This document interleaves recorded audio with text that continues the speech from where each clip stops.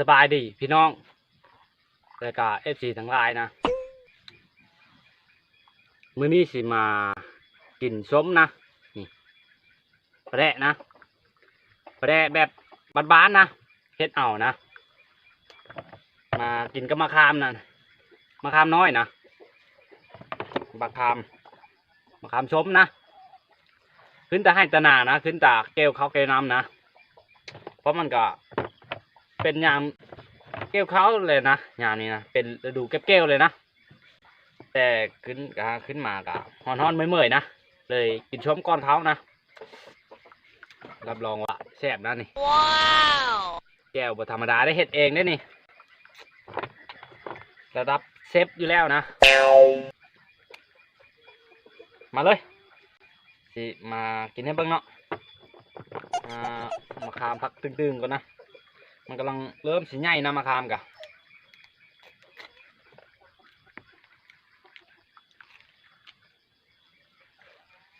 ที่จะให้แต่หนาเมื่อยนะ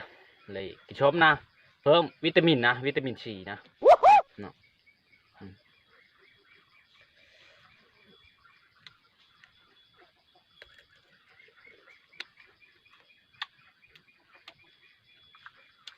อร่อยนะ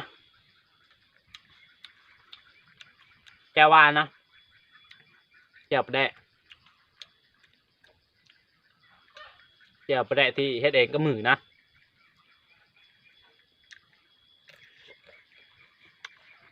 นะ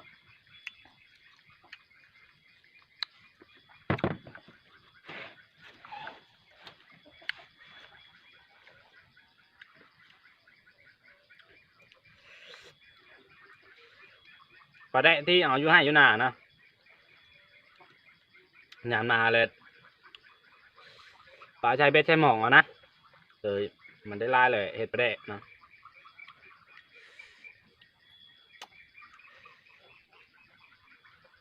น้ำลายเฮ้ยเลยได้อ่ะ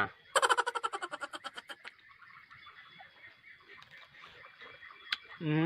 ม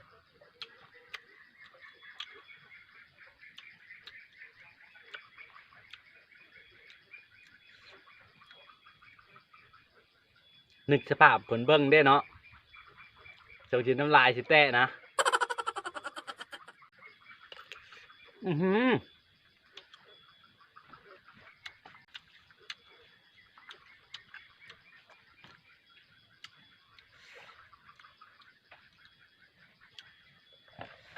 นี่เนาะ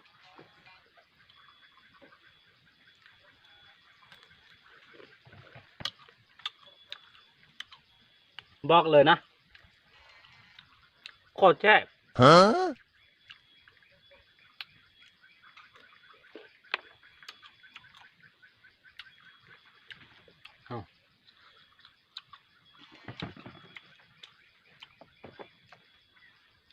มะขามกับไปลักเอา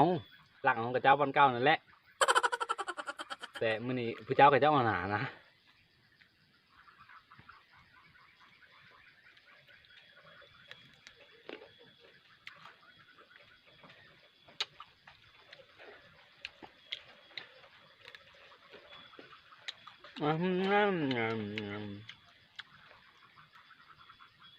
ตุ้ยเอานะ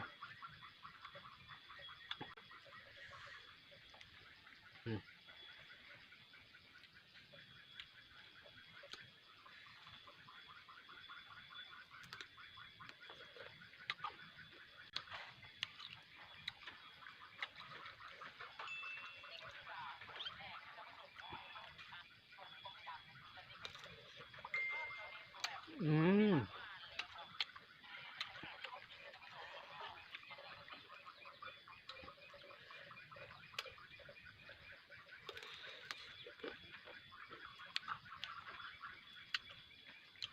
เหมือนคนกับเยอะนะ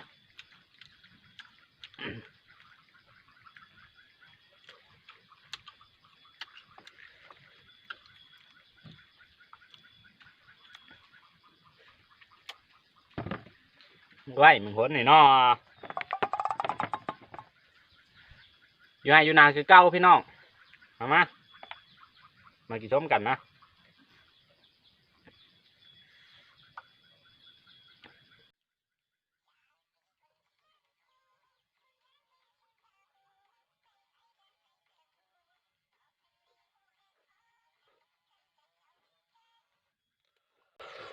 อือหือ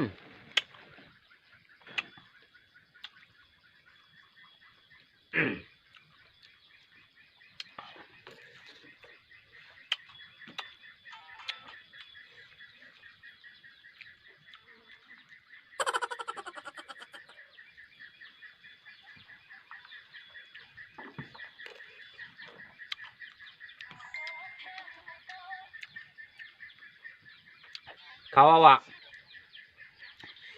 ผู้เฒ่าผู้แก่เขาเอาอะกินชมก่อนเขาเลยสิพี่ท้องนะแต่ว่าคอยนี่กินชมก่อนเขานะแต่ว่าผู้เฒ่าน่ะเขาให้กินเขาก่อนชมนะแต่ว่าคอยนี่กินชมก่อนเขานะรับรองว่าไปไวมาซ่านะถ้าเบิ่งแมลงว่าพ้นมันชิออกเป็นอะไรนะ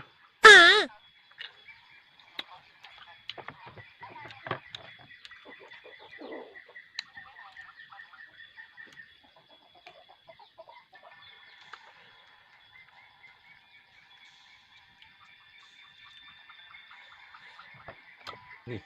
เบิ่งรสชาติแจ่วนี่ก็หูจักแล้วว่ามันอร่อยประเดะเนาะ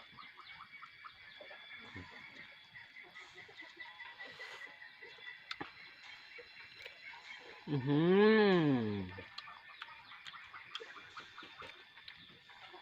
กุ้งพร้อมนะประเดะกุ้งพร้อมพอดีไปแก้แย่งนะเลยเอามาเฮ็ดประเดะกุ้งน้อยนะ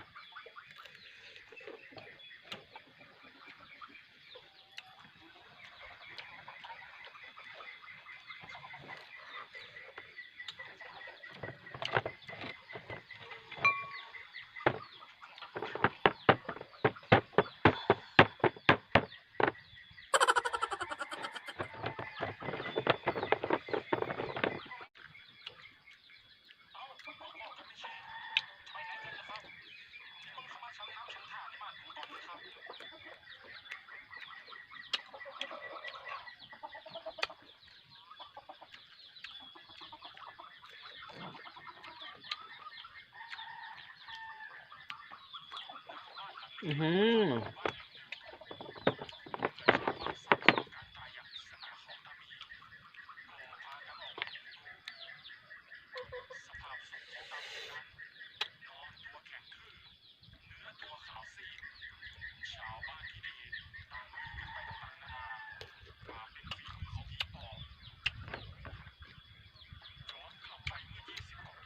เนาะ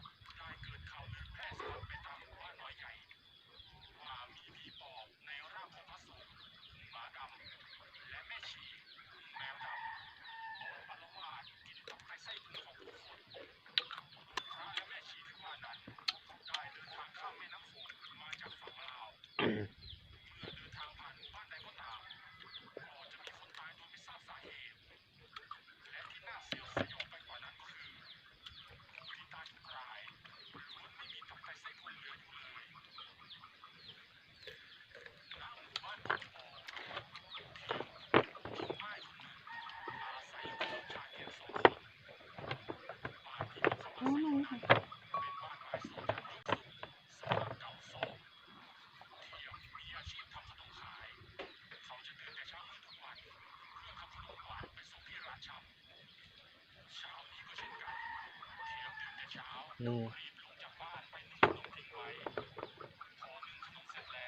นู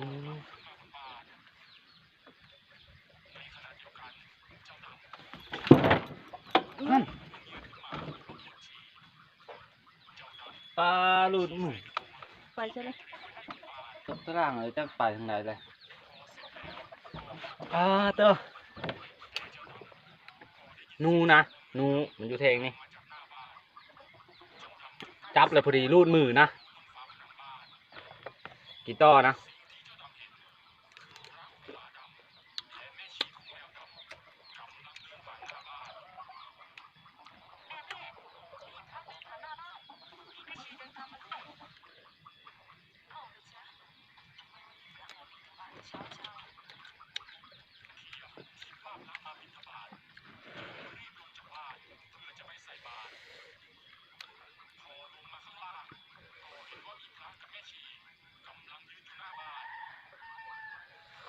เนาะ